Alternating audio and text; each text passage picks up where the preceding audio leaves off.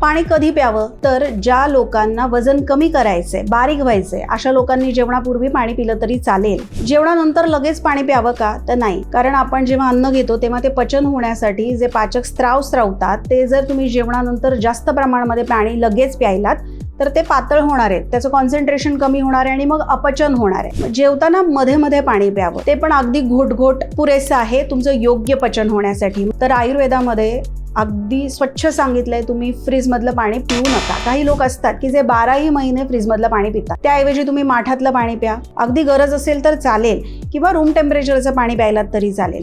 वातप्रकृतीचे लोक असतील तर त्यांनी सुद्धा आपल्या रेग्युलर भांड्यात साठवलेलं पाणी प्या.